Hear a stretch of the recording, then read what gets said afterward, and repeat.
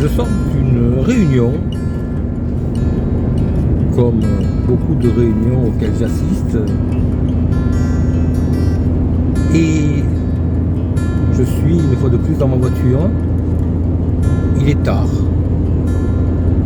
Alors parfois je vais dans différentes réunions, accompagné, d'autres fois tout seul. C'est très intéressant. Et c'est surtout très intéressant à partir du moment où il y a des échanges intellectuels, intéressants, enrichissants. Et nous avons eu la chance, encore une fois, dans ce cercle qui est un cercle philosophique, comme il en existe beaucoup, d'avoir des discussions intéressantes sur le thème de la société et de la civilisation dans laquelle nous vivons, en se posant comme question le fait de savoir si nous ne sommes pas véritablement, cette fois-ci, dans une vraie phase d'involution très inquiétante, quasiment comparable à la chute de Rome.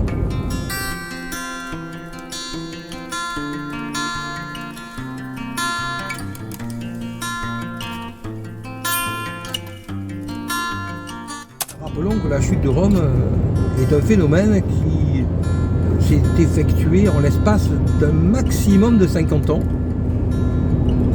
même s'il y avait des signes précurseurs. Et à l'époque que nous vivons, certains événements pourraient laisser penser que nous vivons la fin d'un cycle, la fin d'une civilisation qui peut véritablement amener à un grand chaos, car rappelons, si chaque civilisation a ses bons côtés, ses mauvais côtés, la Rome antique n'avait pas que des bons côtés, elle avait beaucoup de mauvais côtés, mais notre civilisation, s'il y a d'autres bons côtés que n'avait pas la Rome antique, a de mauvais côtés que n'avait pas non plus la Rome antique. Donc l'un dans l'autre, chacun peut se dire que sa civilisation est supérieure, mais chacun étant habitué aux avantages et aux inconvénients de sa société et de sa civilisation, trouverait certainement que sa société, sa civilisation est supérieure à l'autre. Donc peut-être que les Romains, qui n'avaient pas toute la technologie que nous avons, mais qui avaient en contrepartie une véritable richesse humaine que n'ont plus les humains à notre époque, penseraient que nous sommes des esprits pauvres, qui, même s'ils bénéficient d'une technologie relativement riche, est constituée d'individus spirituellement pauvres, ce qui est malgré tout relativement grave. Et bien entendu, à chaque fois que l'on est à l'intérieur d'une situation, on est très mal placé pour jauger cette situation dans laquelle on se trouve. Donc, les individus qui composent notre société sont les plus mal placés pour jauger, juger et avoir une idée relativement juste de la société dans laquelle nous vivons. Ou alors il faut savoir s'extraire du contexte dans lequel nous sommes par différentes techniques qui s'apprennent dans des milieux relativement fermés comme certains cercles philosophiques. Mais à part dans ce cas-là, il est quasiment impossible de s'extraire du contexte dans lequel on se trouve et d'avoir une claire vision et une vraie conscience de notre situation, de notre état que j'appellerais d'échéance spirituelle. Alors, on pourrait me dire que j'emploie des mots un petit peu forts, des notions un petit peu fortes. J'en ai conscience. Cela ne veut pas dire que j'ai tort. J'espère que l'avenir me donnera tort. Mais je crains de ne pas me tromper. Et la question qui se pose est la suivante. Il y a eu des connaissances qui ont perduré jusqu'à maintenant, des savoir-faire, des savoir-être, des valeurs. Les valeurs de l'engagement, par exemple, on le voit dans le monde politique, par exemple, des valeurs de droiture, des valeurs d'honnêteté, de fidélité, qui, bien entendu, sans même parler de la vie personnelle des individus qui ne savent plus s'engager, qui ne savent plus ce que veut dire la notion de fidélité pour beaucoup, malheureusement. Mais en dehors de ça, dans un contexte de gens choisis, qui devraient tous maîtriser ces notions de base, notions d'engagement, d'inconditionnelle liberté de conscience, cette notion de fidélité à ses engagements, par exemple, eh bien on tombe sur des personnes qui vont parfois jouer le jeu, parfois même pas d'ailleurs, pour qui finalement ces notions ne sont que des mots et non pas des valeurs humaines intégrées. Et cela laisse perplexe parce que cela est assez paradoxal de parler comme ça. Ça fait un peu comme les vieux qui disent oui, moi de mon temps c'était comme ça, comme ci ou comme ça. Je me rappelle mon grand-père, il parlait comme ça, il disait moi de mon temps ça c'était pas comme ça c'était comme si, de mon temps tout était mieux, maintenant tout est mauvais. Bon, ça revenait un petit peu à ça et ça me faisait un petit peu rigoler quand j'entendais mon grand-père qui parlait comme ça. Et quelque part ça me fait bizarre maintenant d'avoir l'impression de parler à mon tour comme lui parlait. Alors quand il parlait de notions simples. Je me rappelle qu'il me disait quand tu roules à 60 km/h, ça suffit. Parce que tu sais, à 60 km/h, quand tu roules pendant toute la journée, tu es loin à la fin de la journée. Il parlait comme ça. Alors c'est vrai. Je me rappelle que quand j'étais très jeune, j'ai passé le bac. Un jour, j'étais à la Londe, alors que j'habitais à Hyères, à cette époque-là, et que je cherchais une rue, et j'ai demandé à quelqu'un où cette rue se trouvait. Et la personne, un bon provençal de la Londe, m'a répondu avec un bon accent provençal que je ne saurais pas reproduire à l'identique. Ben oui, c'est par là-bas, au bout du pays. Au bout du pays. Il parlait de la Londe. Et pour lui, c'est un vieux de la Londe, pour lui le pays c'était la Londe. Enfin le pays, pas la nation bien entendu, mais son monde c'était la Londe. Alors c'est vrai que pour mes grands-parents par exemple, c'était un petit peu plus large. Mais Paris, Lyon, c'était pas l'étranger en termes de nation, mais c'était quand même l'étranger.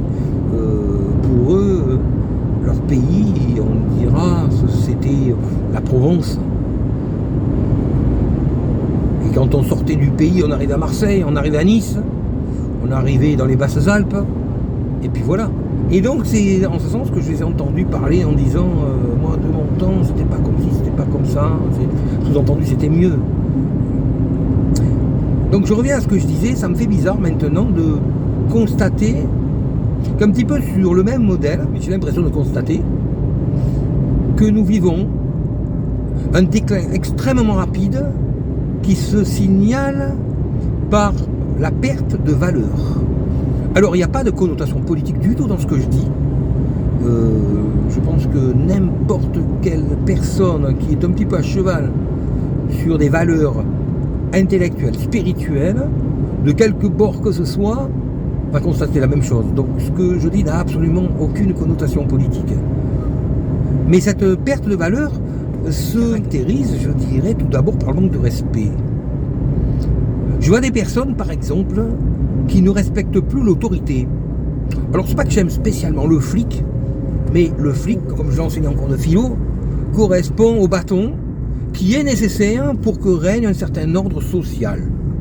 Donc ce bâton est un outil qui n'est pas fait pour être aimé ou ne pas être aimé. Cet outil a une fonction. C'est comme le levier de vitesse de la voiture, il n'a pas à être aimé ou à ne pas être aimé, il a une fonction qui est de nous permettre de passer des vitesses. C'est la même chose pour le flic. Et donc, on respecte cette fonction, on respecte le levier de vitesse, on ne va pas lui cracher dessus, on ne va pas le couper, on ne va pas le taillader. Parce que la fonction qui est remplie par cet outil est nécessaire qu'on le sait, qu'on respecte cette nécessité.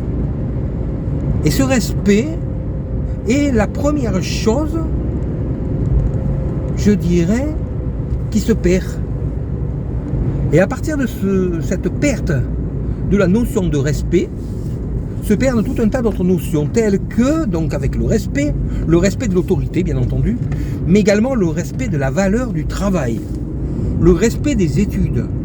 Lorsque quelqu'un se donne la peine d'étudier un domaine, comme la médecine par exemple, cela permettra à cette personne de rendre de grands services aux personnes qui en ont besoin, aux malades, aux patients, qui ont besoin des connaissances qu'une autre personne qu'elle-même s'est donné la peine d'acquérir afin de pouvoir rendre service. Alors indépendamment de la notion de salaire juste, injustifié ou pas, je ne parle pas de ça.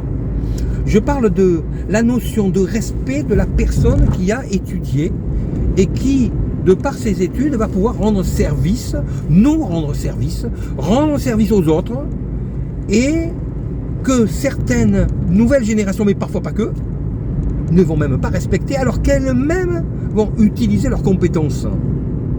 Quand on voit que quelqu'un ne va pas respecter le gendarme, par exemple, mais qui, dès la première agression, va appeler ces mêmes gendarmes pour leur demander de les protéger, je ne trouve pas ça logique. Quand je vois que des personnes vont critiquer le corps médical, les traiter d'incompétents, de tous les noms possibles et imaginables, mais qui vont faire appel à ce même corps médical dès le moindre premier petit bobo, je ne trouve pas ça logique. Et ainsi de suite, pour tout un tas de choses. Je ne trouve pas logique que l'on ne respecte pas des personnes qui ont des valeurs auxquelles on se réfère lorsque l'on en a besoin. Car il est normal de respecter ces personnes.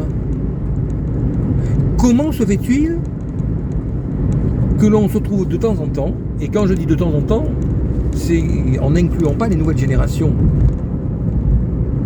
comment se fait-il que l'on puisse rencontrer des personnes qui ne comprennent pas ces notions de base? Comment se fait-il que les pompiers, qui sont des personnes hautement respectables de par les risques qu'ils prennent pour sauver des vies, se trouvent caillassés dans des quartiers? Comment cela est-il possible? Et ainsi de suite. On pourrait multiplier les exemples à l'infini. C'est la même chose pour les enseignants qui sont critiqués. Soi-disant, les enseignants seraient des incapables, seraient des feignants. Et toutes ces personnes qui parlent n'ont pas la moindre idée de la patience et du savoir-faire qu'il faut avoir pour tenir au jour le jour, quotidiennement, des classes d'enfants tels que sont les enfants maintenant. De la même manière que les personnes qui critiquent les pompiers ou les policiers ou les gendarmes n'ont pas la moindre idée des dangers que ces personnes affrontent pour nous. J'en viens donc à dire que ces exemples qui, s'ils avaient valeur d'exception, ne seraient pas vraiment dérangeants, quoique quand même, ils le seraient, en devenant quasiment une généralité, amène à ce que l'on se pose véritablement cette question du devenir de notre civilisation, du devenir de l'esprit humain. Et à partir de cela, la question suivante qui se pose est la question de la perte de connaissances, la perte de savoir-faire, la perte de savoir-être, qui, pour certaines, risque d'être perdue à jamais. Car pour certaines connaissances qui demandent 10 ans de travail par exemple, on peut toujours trouver quelqu'un qui va étudier 10 ans, à qui on va pouvoir transmettre ce que l'on a à transmettre et que l'on transmettra en 10 ans. Mais il y a des savoir-faire, des savoir-être beaucoup plus profonds qui demandent beaucoup plus de temps que cela. Je parle ici de connaissances complexes dont l'acquisition se compte non pas en années mais en décennies.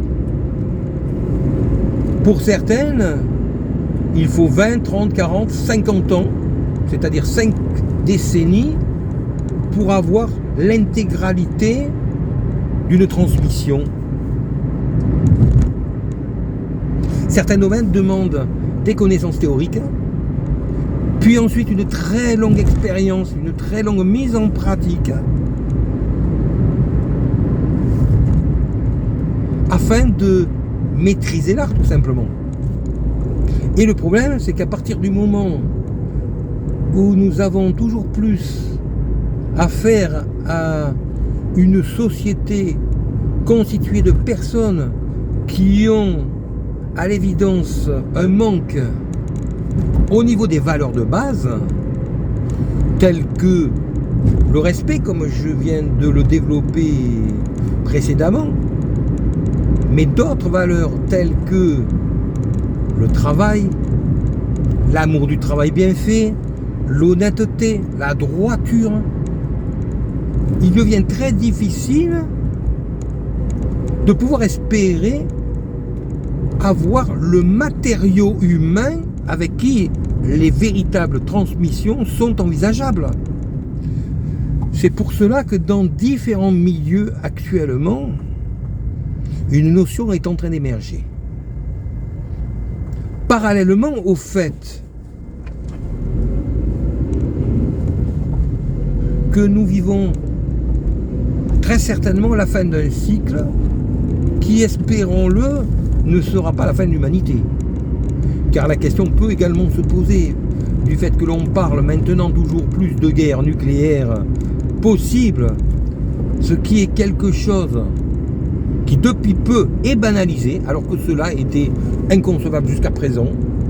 Nous vivons une époque, actuellement, 2022, où la notion de guerre nucléaire, donc de destruction totale de l'humanité, devient banale, devient acceptable, comme si cela allait arriver, et comme si cela, finalement, n'était pas si grave que cela.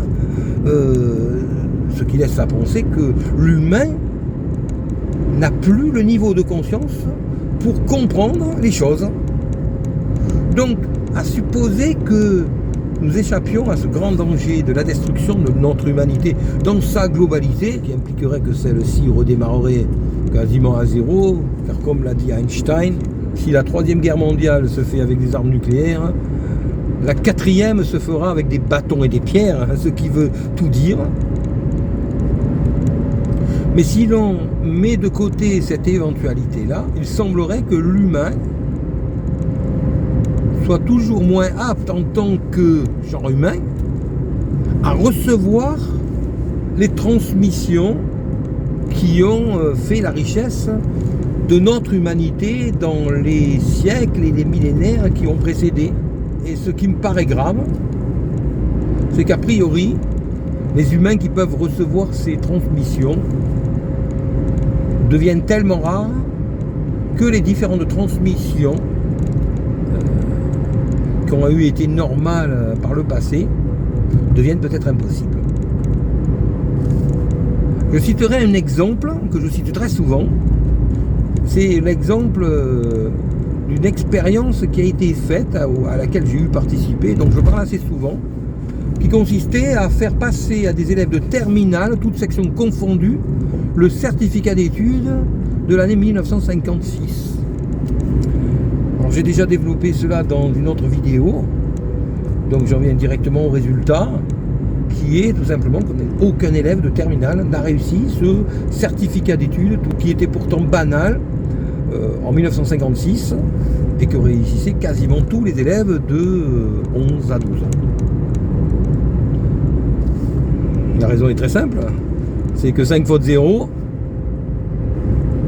ils ont tous 0, puisque tous les élèves, sur une dictée que l'on faisait en 1956 à 11 ans ou à 12 ans, tous les élèves, en 2013, faisaient plus de 5 fautes. Donc ils avaient tous 0 en français. Ensuite en maths, c'est très simple. Calcul mental, table de multiplication. Les élèves de terminale en 2013 n'avaient plus le niveau. Ils pouvaient manier des grandes idées, mais les bases n'étaient plus acquises. On peut donc là véritablement parler de perte intellectuelle. Et en ce qui concerne les autres grandes matières de base, comme l'histoire ou la géographie par exemple, eh bien les connaissances de base n'étaient plus non plus connues, telles que par exemple les simples pays, les capitales, les préfectures, et là je vais encore trop loin, mais c'était normal d'avoir toutes ces connaissances lorsque l'on passait le certificat d'études.